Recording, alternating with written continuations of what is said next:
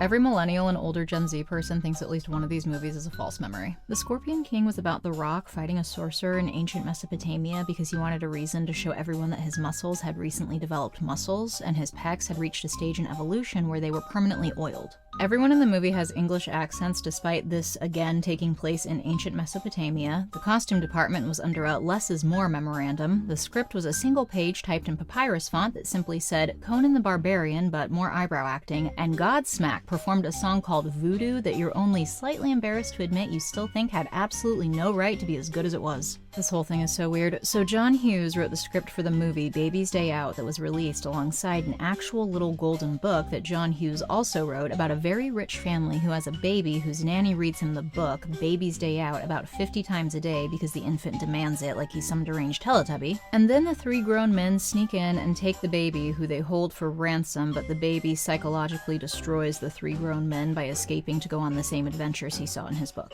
The baby proves to be invincible as he navigates through Chicago construction sites, zoos, and traffic while the three men chasing him are recurrently concussed, and we all loved it because kids have terrible taste in cinema. Robin Williams plays a man who invents sentient jello that violates every law of physics while his fiancée seriously reconsiders her life choices, and despite the green goo having more personality than most of the human characters, who somehow becomes the solution to both basketball games and relationship problems, the movie didn't do as well as you think it would have, but we all had it on VHS because someone in our lives had to grab a quick gift on their way over, and Flubber was always next to the register and always under $10. The movie was called Kazam, and Sinbad was not in it. You're thinking of when he hosted the Sinbad movie marathon, and the fact that he had a penchant for MC Hammer baggy parachute pants. Do not test my patience today with your Mandela effect bullshit. So a 7-foot-tall genie Shaq lives in a boombox, but he comes out to grant the wishes of a troubled youth who will grow up to co-star in Veronica Mars.